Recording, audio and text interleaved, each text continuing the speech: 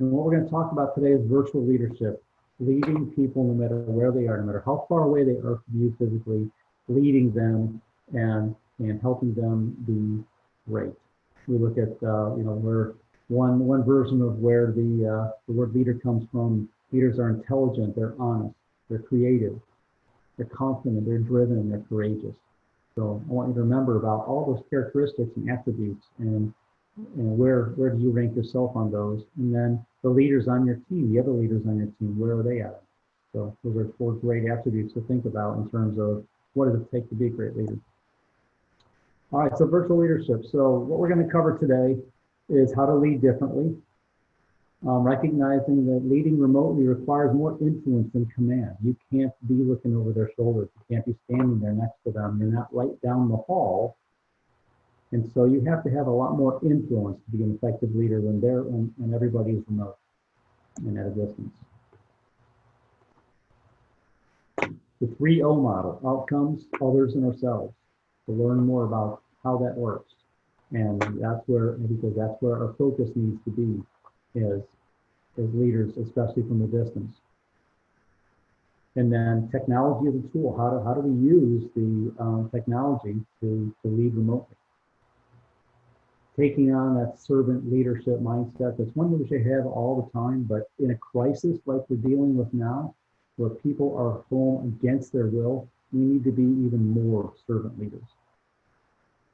So we've got 20 rules to go to. So rule number 1 is leadership first, location second. Remember, it's always about leadership. It doesn't matter where you are. Never take your leader hat on. It's always got to be on. It's always got to be there. And the timeless principles of leadership, everything you've learned from, whether it's from John Maxwell, who's been where I learned a lot of my leadership, or any of the other amazing leadership trainers and coaches out there, what they've taught you, what you learn from them in person in their books, or it's tireless. These principles don't change. The context that people are working in is what is changing. And so we need to deal with that fact. So there's 4 common questions that remote leaders ask themselves. How do we know people are really working? So we have to come up with an answer to that. We have to figure out ways to do that. That's some of the 3 O's. Are people getting enough social interaction? One of the biggest challenges after the fear factor gets over, actually it's the FUD factor, fear, uncertainty, and doubt, is that people, when they're home and working remotely, when they're used to working in an office setting, they're used to being around other people, and they will start to miss that. They'll start to miss that social interaction. So that's a big deal. Are we getting good feedback when we need to be looking at options? It's easy to get feedback in person. It's hard to get feedback because in person we get body language feedback, we get tone of voice feedback. So we have to work extra hard to get good feedback so that we can make better decisions. And then, so we can. And then if we do those effectively, the last question that remote leaders often ask is, can we be as effective as when we were co-located? And the answer is absolutely yes, you can. But you have to do things, the leader, you have to do things a little different because the context, the setting has changed. But you can be just as effective, but you have to put other things into consideration to make it work, to help your team believe that they can be just effective and work on it. That's rule number 1. Rule number 2 is that leading remotely requires you to lead differently. Because you're not in person, so you just can't do what you were doing before. 80% of white-collar managers today, even before the crisis, 80% have at least one direct report who works in a different location. My last management job that I had before I went into coaching 16 years ago, I had a team of about 70, and 30 of them worked in different locations around the world. And so we had to figure out how to deal with that. 2 major repercussions for leaders when you have a staff that is no longer co-located with you. The methods of communication that enabled you to be successful in the past, those have changed now, obviously. And then the notion of a leader's sense of isolation. So a lot of times leaders, managers feel isolated. They don't feel as much a part of the team because, you know, they're the boss, they're the manager. And so you get that sometimes you get that sense of isolation. And now it's no longer just a feeling. Now it's fact. You are isolated from them. So it's not just an emotional. You are isolated from your team, not just emotionally, but physically. The act of leader, again, the principles haven't changed. The act hasn't changed much. How we deliver leadership is what's gotta change. So we need to do the same things, but in a completely new way, with a completely new set of tools that we haven't really been taught how to do, how to use. So rule number 3, working remotely changes interpersonal dynamics. Being seen is critical to leadership and suffers in a remote setting. You can't, it's harder, you know, if you subscribe to the management by walking around theory or leadership by walking around, you can't physically do that anymore. You have to come up with a way to do that virtually. That really suffers in a remote setting. That's critical to leadership, being seen. Hey, he's here too, she's here too. Wow, she's working hard too.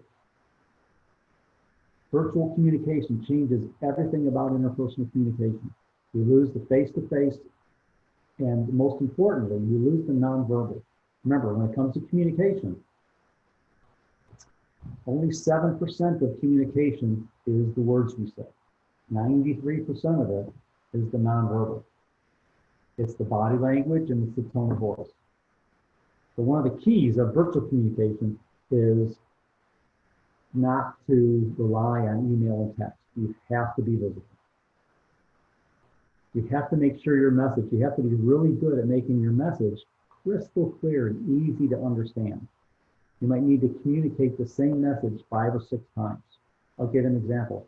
I've started some roundtables with my clients, and I sent out an email to them. I'm now on my 3rd email to my clients, who are typically very responsive about setting up these roundtables, and I still have people that I just sent the 3rd one out about an hour ago, and I still have people that are saying, so what are these all about?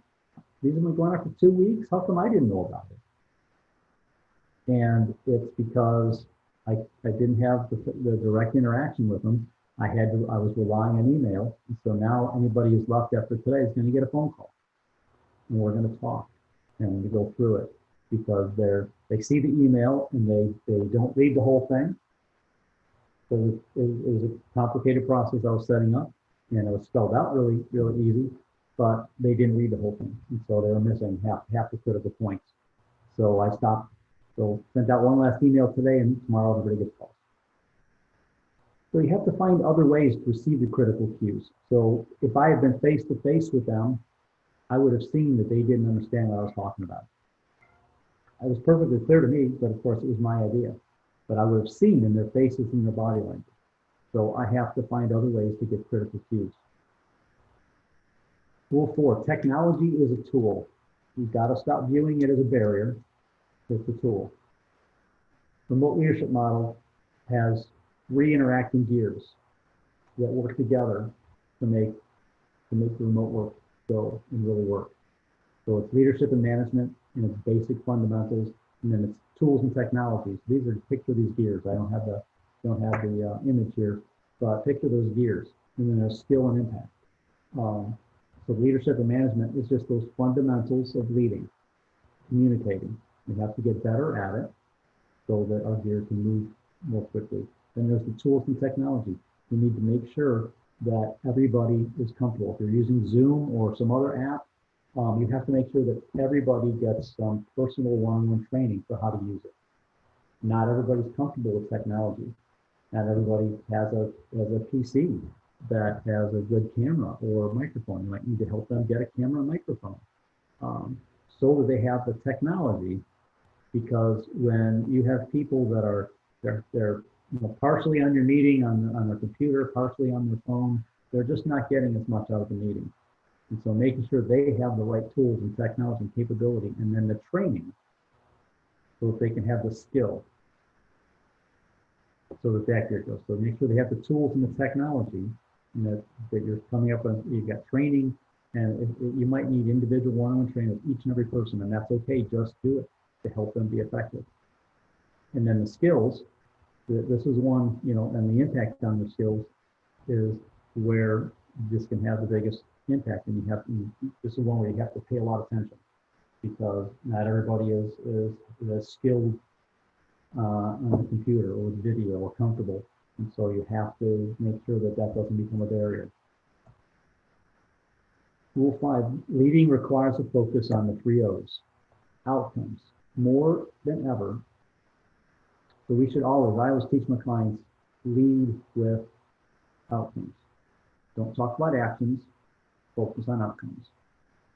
So when people are working remotely, they are going to tend to hear more about the actions you want them to take and not so much the outcomes, because they're not part of the team. There's not group discussions going on. Well, you're not there. And so sometimes outcomes get lost in this, well, I did that. Because they're adjusting to their new work environment, and they're just doing stuff and feeling good that, hey, I did a bunch of stuff. But the goal is to actually get results, to get outcomes. And so you have to check and ask and make sure that everybody understands the desired outcome.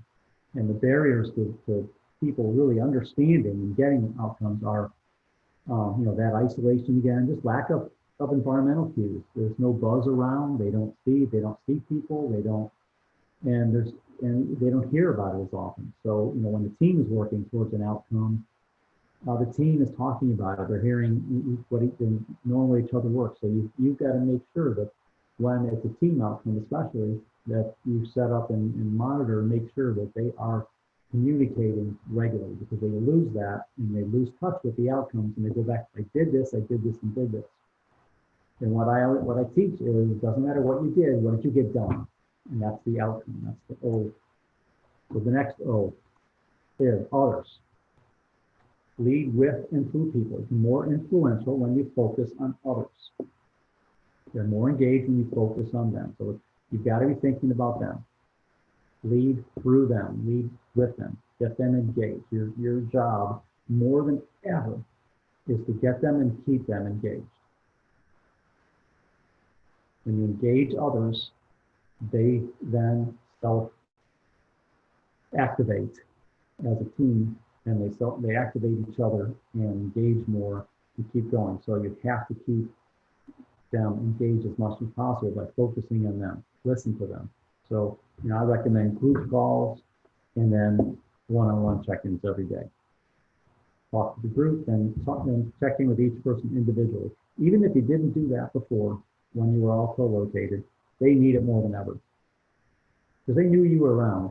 Now they don't know you're around. They don't see you. They don't hear your voice. The environment, they're in a different environment where they don't get exposed to that. And then ourselves, your beliefs and assumptions. Who you are, what you believe in, affects how you lead. And that's important wherever your people are working, but even more so when they're out of your sight. So you've got to be really clear what your beliefs and assumptions are. If you believe that this is going to work just fine, you have to project that. You have to make sure they know that you believe that. It's okay to know it's hard, and then assumptions. What assumptions are we making? And as a leader, when people are farther away, assumptions get more and more dangerous, because we don't catch people acting on assumptions as quickly as we can when they're right in front of us. And so we have to get really good at being specific, so that there's less assumptions, and letting people know, hey, when you get to the point you're thinking, I'm assuming this, that means pick up the phone and call.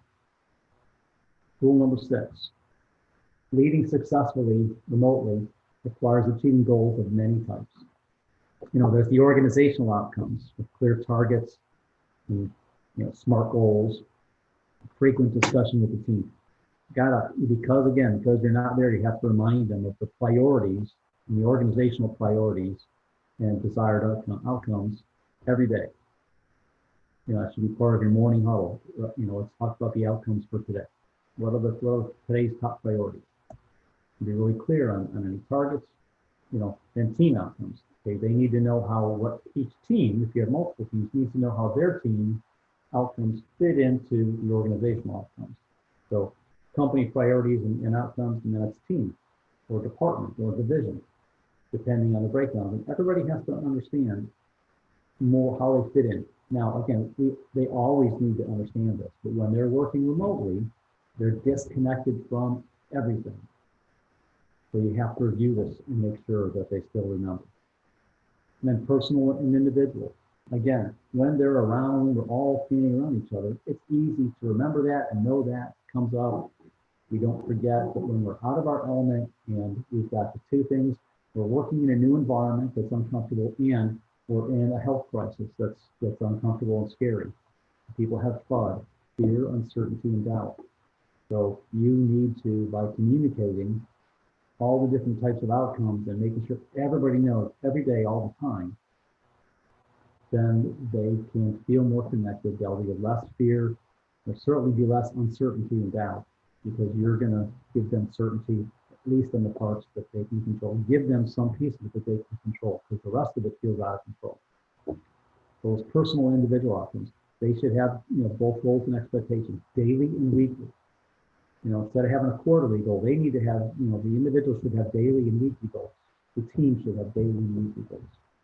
Establish rules, describe how you want communication. What does communication look like? How many times, how many replies do we hit on an email before it's time to pick up the phone or do a video chat? Because the more times you get people replying and you're not getting to an outcome, that just it means you're missing some of the emotions that are behind it. People are probably misinterpreting. So teach them rules for how many emails. I tell my clients, hey, after the second reply where you didn't get the answer you were expecting or the understanding you were expecting, it's time to pick up the phone. Because otherwise you're both going to get mad at each other, and I can hear you all just pounding on your keyboard at each other, getting nowhere.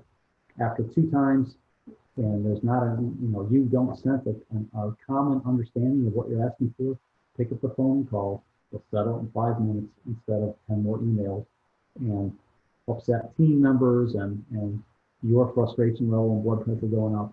Just pick up the phone call after 2. So define what the communication looks like, how you want to do that. And again, going back to outcomes, one of the 3 L's, focus on achieving the goals, not just setting them.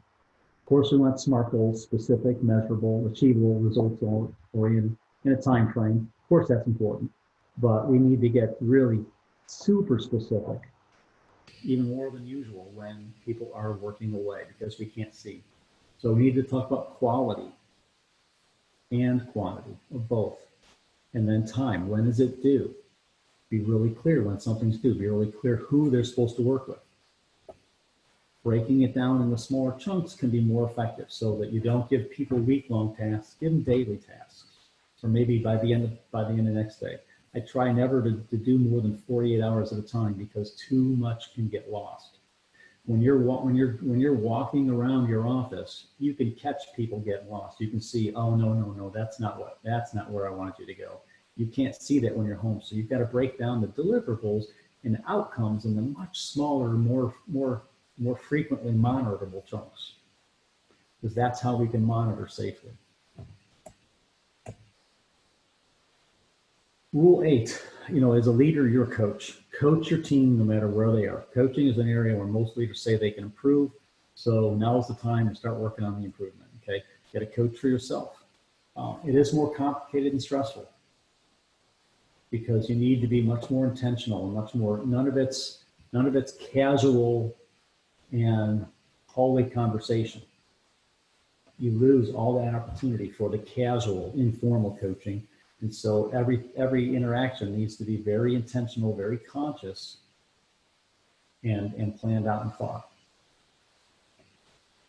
When you're communicating through technology, there are obstacles. There's mental stress, there's emotional stress, there's social distance.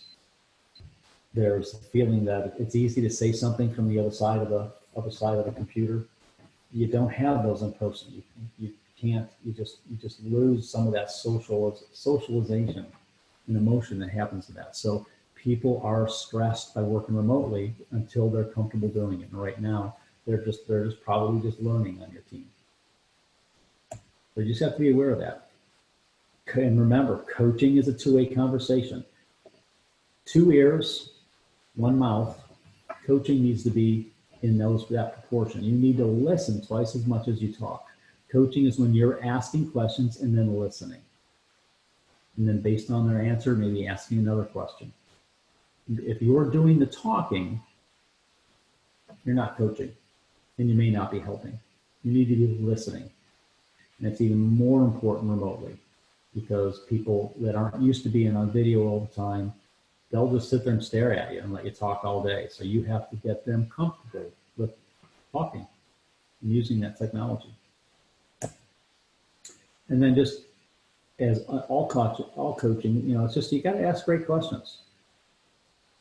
So you need to have, you know, come up with what are five different questions I can ask my team at different days of the week to see what they're thinking, see how they're thinking, see how they're feeling, see what's on their mind, and get them thinking. You want to engage with them to get them thinking. That's so much easier to do in person. You have to plan for it and really be well prepared to do it remotely. And then always follow up to confirm the message, confirm any agreements that were made, any action items or deadlines, and if there's one significant takeaway, make sure you reaffirm the message, the takeaway, the learning that you want them to, and get an acknowledgement. Rule 9, communicate in ways that work best for others. This is about others. This is about, that third O in the 3 O's. You have to do what works best for them. It's all about them. Just kind of like marketing is what, the key of marketing is WIIFM, what's in it for me? Because that's what people who read your advertising are looking at, what's in it for me. So it's got to be all about them. I don't care if you'd rather email than text. If they'd rather text. If you'd rather text, but they prefer a phone call than phone. Your job is to make them as effective as possible. And that means you might have to take one for the team. And that's okay. It's funny because we do this in person. We adapt our communication style in person because we recognize that talking to them this way versus that way makes a big difference. Well, it's the same thing with the use of the different technologies that we have for communication. Everybody has a preference, everybody, so learn what makes them effective. Your job isn't to be right. Your job is to help them get it right. Your preferred way doesn't really matter. What works best for them. It's not what you're comfortable with, it's what they're comfortable with. Communicate with them in the way they want to. Lead others in the way that works best for them. Because all you're trying to do is lead them in a way that makes them able to be productive and efficient. And by doing it in their language and their style, it helps them be more comfortable and get more done. Utilize the DISC. If you don't have DISC profiles for our team member, give me a shout. We can set that up for you. But DISC is all about how people communicate. There's just 4 different primary communication styles, and then an endless number of combinations of those. And learning that help identify where they're at. How you know what their different behavior styles are, and you can hear in their words when they are feeling more stressed and you don't realize it, because again, we're not there to see sometimes the physical stress. We can help them to mesh together and identify areas that, hey, now that we're heavily reliant on remote communications, these 3 people, just because of the way they communicate, might have a harder time communicating with each other, and you can help them work to improve that and watch out for those extra challenges that our DISC profiles will make really obvious for us. Things that we can overcome in person go away. Our ability to overcome some of these things, because we're right there standing next to them, we lose that ability, so we have to bring in other skills and tools. Ask people how they want to work with you. Don't be that direct, but learn from them, talk to them. How do they want to be led remotely? And lead them that way. Rule 10, leading successfully requires an understanding of what people are thinking as well as what they're doing. We always want to ask what they're doing, but the best leaders ask questions and pay attention and observe how the people are thinking. How are they solving problems? Leaders need to be seen and be seen. So being seen, so you need to be seeing is how you gather information to know what's going on. And when you're being seen, it's how others get their information from you. So you need to be able to project calm, confidence. They can't see you being disorganized and frazzled when you get on with them. So, and then you need to make sure that you are seeing and asking by seeing, and your ways of seeing are asking questions, asking for artifacts, asking for outcomes, having those conversations, but not in a threatening way, but in a building, outcome-oriented way. But the way you see now is new. You can't walk around and see what's going on. Now you have to virtually walk around by talking and asking. So you have to come up with new questions to gather the information you need so that you really know what's going on within your team. And then when you're seen, then you need to be seen regularly so that they know that everything's okay. And they don't hear from you for a couple of days that they start worrying, they start wondering, uh-oh. They start filling in the blanks. It's fear, false expectations appearing real. Uh-oh, something's bad. Maybe they're gonna let us go. He hasn't talked to us in 2 days. We haven't seen him. We haven't heard from him. So you cannot disappear because they don't know where you went. You're not going to be able to touch base with them for a day. You let them know that in advance so that they don't fill in the blanks with fear and they keep doing their work. Pay attention to how you impact the team and make yourself visible to them. What are they seeing? And when they are seeing, what are they seeing? I've got several clients who work remotely from their teams, and the number one feedback we get from the team is even though we know everything's going fine, we always wonder if something isn't when we don't see him for a week. And that's just on video, doing video calls. And when they don't see or hear from him for a week, even when everything's fine, they start to wonder, is there a problem? So that makes an impression on the team. Be aware of that you have a huge impact on the team when you do this. Rule number 11, building trust at a distance doesn't happen by accident. You have to be intentional about it. You've got to work it. It's harder to build trust and much more easy to break it. So you've got to work it really hard. 3 common components that are necessary to keep the high levels of trust that you've built and keep building on them. A common purpose. Make sure that, again, going back to the outcomes, make sure that everybody has on the team and you share the same purpose. Competence. Do you believe the people you lead are competent? Did you believe that when they were working in the office? Well, then it's probably still true when they're working remotely. Where they may lack some competence and where you have to jump in is on the tools and technology and the usage of those skills and some of the socialization skills that are more difficult at distance. And then motives. Are people willing to go the extra mile? Do you know the motives? Do you know what motivates your people? Do you know what inspires them? If you have people that you thought were incompetent when they worked in the office, well, they're going to be more incompetent at a distance. And now you and your team are going to pay the price for you not having done what you needed to do as a leader and fix that.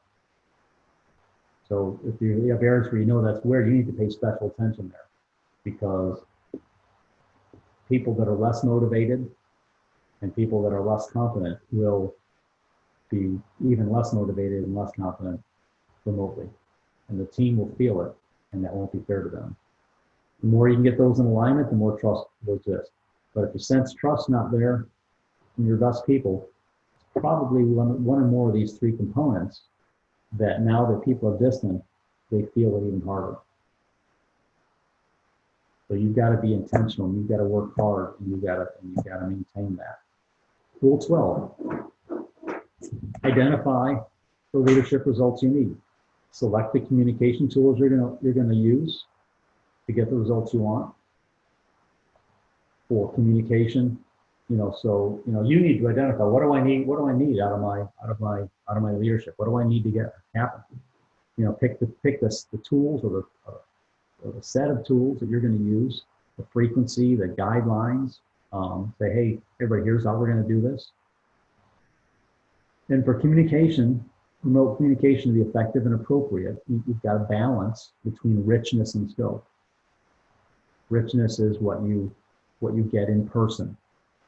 One-to-one, tone, expression, body language, choice of words are all the richness of the communication. And the scope is, what are all the different technologies we use? Emails, newsletters, text messages, they're recorded messages that you send out. Those are all great ways to get really broad reach, but you lose the richness of it. There's no depth. So another way to look at this is, you've got depth of scope, and you've got breadth of scope, and you need to balance those, so that, because you don't have that, you lose a lot of the depth because of the lack of social interaction and physically being around each other. So you got to pick the right tools for what you want to get. And every time you're trying to communicate something, think about what it is you're trying to get across, what outcome you want, who is it you want to understand the message and to buy into the outcome, and then how much depth does it need to be done at? Think about, is an email the best way to do that, or is a video call the better way to do it, or a phone call the better way to do that? If you're really thinking about it, you need to be a lot more intentional about each and every time you communicate, to make sure you're really clear on the message. And then, as the medium I'm choosing, the appropriate medium to get this message across to this group of people. And if it isn't, pick a different one, because you don't have in person anymore to do it. So you've got to choose the right tool and technology. So all along, while you're leading your team, you need to be paying attention to what seems to work and what doesn't, and adjust. You won't get it right the first time, and that's okay. The key is to pay attention to what's working and what's not. What is getting you the results that you want, and what seems to be helping the team be confident and trusting, and keep them gelling together, and do more of those things. One way to do this, ask the team. Again, when you communicate with them the way they want to be communicated with, you'll get better results. So it's not all about you, it's about them. Rule number 13, maximize the tool's capability, or you'll minimize your effectiveness. So whatever technology you have, figure out, you need to spend some time, learn how to use it, so that you can choose the right tool for the right job. So you have to decide, when is video most appropriate? When is voice most important? When is email most effective? When is text better? Or some of the messaging applications out there, for the team applications out there. You've got Team, you've got WhatsApp, all kinds of them. Make sure you're using the right technology for the right job. And make sure then that you're using it, and you teach your team to use it to its fullest extent. Again, this might be training for you, for your team, for both. But make sure that you are really putting the right technology, making sure that everybody has access to that technology, and that they know how to use it properly. And don't just send out an email, hey, if anybody has any questions, let me know, because they won't. There's always the one or two that we know because they ask questions about everything, because that's just what they do. But everybody else, they'll just say, yeah, I got it figured out, and they may not. So you might need to spend some time personally, or have someone on your team responsible for personally making sure each and every person understands each of the technologies we're using, and what purpose we're using each technology for. Otherwise, you become much less effective. Rule 14, again, seek feedback. You've got to, if you want to get the best outcomes, others and ourselves, we have to get feedback. You're already getting some, you get files back, you get emails, you get notes. Figure out who are the people that seem to be getting it. You probably know from your office environment kind of who the trusted go-to people were. Figure out if they are still that person remotely, and if they're not, either help them become that person or find somebody else. But identify the people that you trust, that you can know that you can get feedback on, to know what's going on, because they're interacting with each other more often than you are. So, let them be your sounding board, let them be your advisors, let them help you gauge how the team is doing, because you can't do it. Always ask open-ended questions, open and honest, not presumptive. Don't assume, don't presume to know. Just ask open questions that help them that make them think, and help them think in outcomes. If they're talking about what they did, gently shift the conversation to what are they achieving? Because that's really what we want to make sure, because you can't see it as easily as you can when you're in the office. Be patient, be slow. These are conversations that, again, when you're in person, you don't have these conversations in as much depth as you do when they're remote. So go slow, be patient, and get as deep and rich as you can with your questions. It's not about asking, going wide, it's about going deep with your questions. And have the conversations over time. Don't put them on the spot. They're already uncomfortable working from home, talking to their boss or leader remotely, and having fear, uncertainty, and doubt. They're already uncomfortable enough. Have the conversation over time. Make it slow. Give them time. If you want to have a serious conversation, send them an email to prepare them. Hey, when we talk at 2 today, here are the 3 things I'd like to go over, and here's what I'm looking for to know in each of those areas, so they can prepare.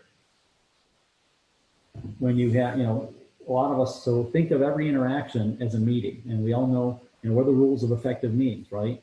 Everybody knows the agenda, everybody knows what they're expected to bring to the table. And so when we're working together remotely, that's even more important, because basically every conversation is practically a meeting.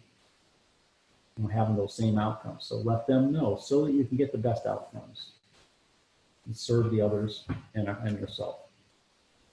Rule 15, examine your beliefs and self-talk, okay?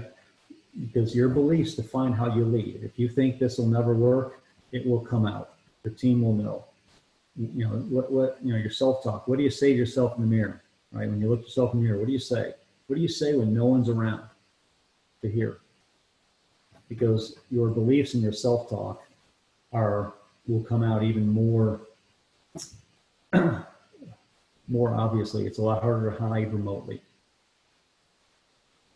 And to be a good leader, you've got to have a healthy self-image. You have to be confident, and you have to really have strong beliefs and really live them. In your self-talk, if you find yourself saying, the extreme, not a lot of leaders and managers think the first one, you're an idiot. That's the worst idea ever. But what about, I can't do this? But this is too hard. I'm afraid I'm losing them. I'm a fraud. I'll be exposed. If those are thoughts, not even out loud, but if you're even thinking, I can't do this, I guarantee you that will come out. They will sense that. Work on your self-talk monster, right? Check your assumptions. What are your assumptions? What are your, accept positive feedback as valid. When somebody gives you feedback, don't think, oh, there I am wrong again. No, that's not it. It's feedback. Just take it as something to learn from. Get help from others. Talk to the other leaders who are leading their remote teams and get tips from them. There's tons of online education. Sandy at our office does a 30-minute working from home tips webinar. We've got several others as well. So several of those out there. Learn so that you don't feel that way, but don't let that distance get yourself down on yourself. It's going to be a challenge. It won't work as well as it used to work. That's okay. You know what to do. Just keep doing it and just adjust and help your team adjust. Your job is to help your team adjust. Your job as the leader is to give them the tools and the training and the environment to succeed so that they can take care of business. And if you believe you can't do those, then you have to firm up your beliefs that you can, because you can. And if you're not sure about something, doesn't mean you can't do it. It just means you need to educate yourself more to go learn. Find somebody who can be a coach to you, can be a mentor, can be a trainer, and learn how to do it. Rule 16 of virtual leadership: accept that you can't do it all. You can't. When you're in person, you can't get to it all. When you're remotely, you can sometimes get to even less, and that's okay. You got to find that balance, or really it's more harmony than balance, between being responsible to your organization, to your team, to your people, and taking care of yourself. When you're at home, especially in a crisis like this, you have to make sure you're practicing self-care. Get your exercise, take your breaks. If you're teaching your team some of the good practices when we're home, or take a break, stretch, do stretches. I was talking to the coach earlier today. Every time he gets up for a bathroom break or to fill his water, he does 5 push-ups. That's just his thing, but it's a new physical routine. It's a little bit of self-care. By the end of the day, he'll have 50 push-ups in. We all wish we could do 50 push-ups. At least I certainly do. He's just, that's just one thing he's doing to break up the day and to take better care of himself and to reset his mind, because he's building a pattern in. Fine tune your organization's processes and workflows. Make sure that you get the right things done. So because you can't get to it all, you have to make sure that the right things get done. You may have to start delegating things differently.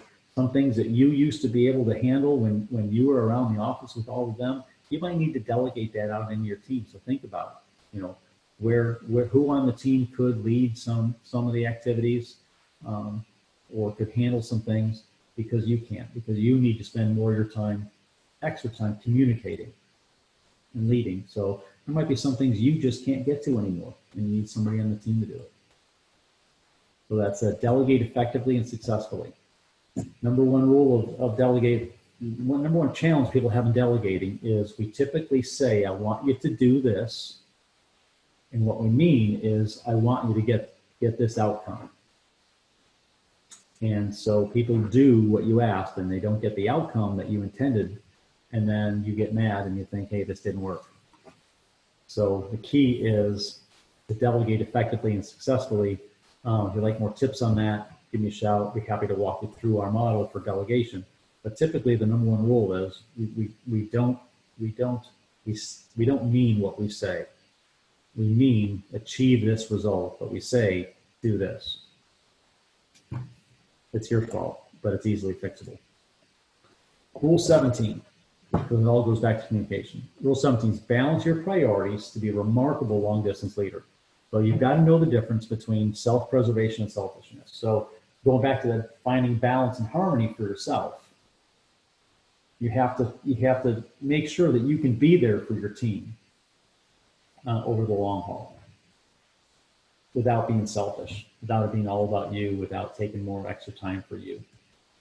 So you've got to know, so your values and your beliefs are going to determine how you decide what's truly important. And so get really focused on priorities and communicating what your priorities are to everybody at all times, so that everybody can know what the priorities are and share them.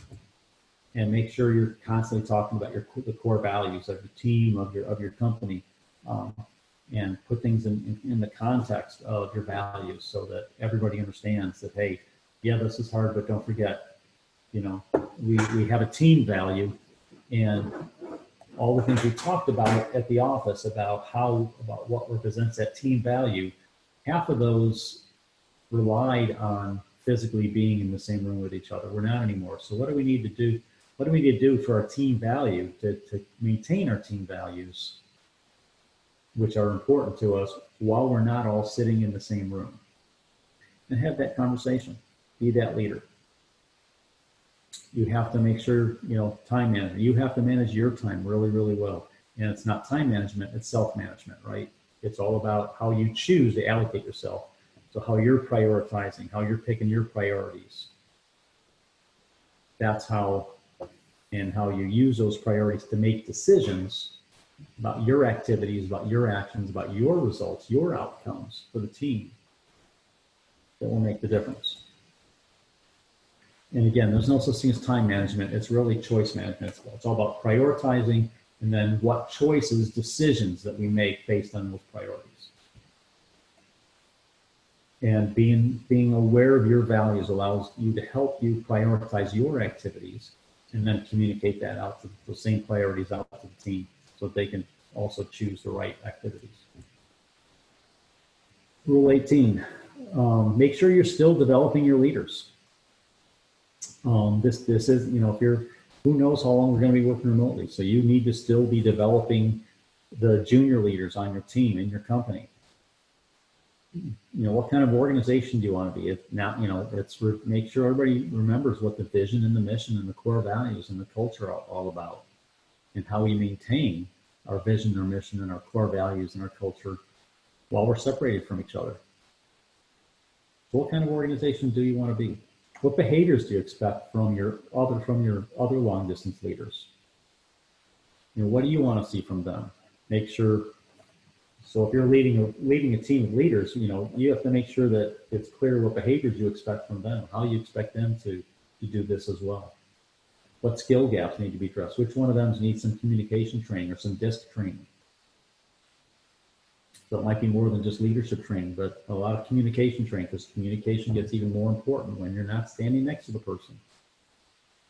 So what are the skill gaps that are really critical for remote leadership? Go back through all the other rules and think about what are all the skills there that some of my leaders, they could overcome their deficiencies because they were standing in the room with the people. Now that they're not, those deficiencies can become glaring problems for the team. So what are you doing to address those skill gaps and get them training?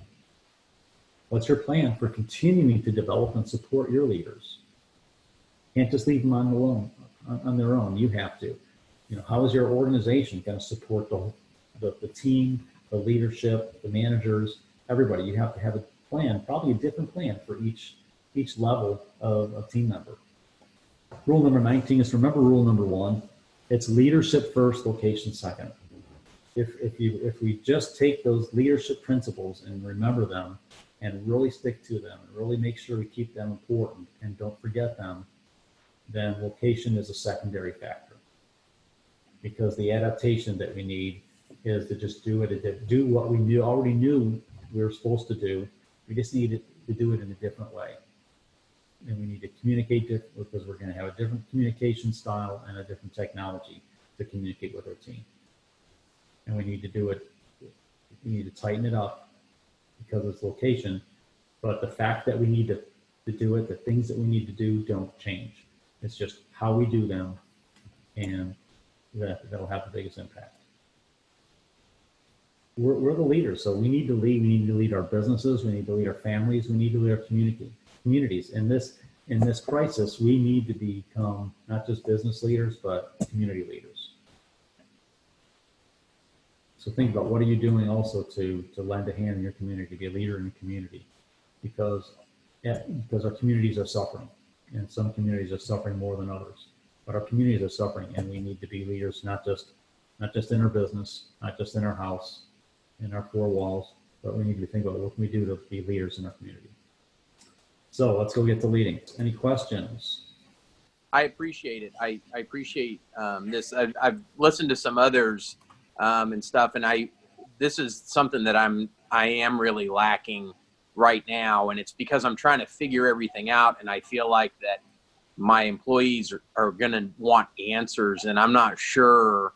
But I think going through the process, just letting them know that I'm not going to have all the answers, and that it'll reassure them that things are going to be okay, and to speak to goals and and that kind of thing. So I appreciate you putting this on for us and stuff. Yeah, I'm glad to have you on here. And so last thing is before you go and do something else, write down some 5 ideas that you got from this that you're going to take action on either today or tomorrow that you need to do. So write down just your top 5 learnings and actions, and then if you want to sit down, what I'm offering is 90-minute basically strategy session on remote leadership, or just even crisis leadership. So thinking about what are the current constraints, what adjustments and pivots do you need to make now because of the changes And then, what does that mean for your 3-year objectives, your plan? And then what are the obstacles to getting on the way? What are the obstacles over the next 6 months, 6 to 9 months to getting where you still want to be in 3 years? That's not changed. So Jeff, if you'd like to, and I'll send out an email about this, we can sign you up for a free 90-minute session where we can go over that and get into specifics about the specific issues you're dealing with. Great, thanks, Mark. Any other questions or comments? Appreciate you being on here, and don't forget to write out your top 5 learnings, come up with a plan of things they're going to start doing differently tomorrow. Get your team the leadership that they need in this situation where there's some people working from home and there's also people living and working in FUD, fear, uncertainty, and doubt. All right, well, I appreciate everybody's time today. If there aren't any more questions, everybody have a great day, and just remember, the principles of leadership haven't changed. It's just the ways we communicate that have changed. Thanks, everybody. Have a great rest of your day.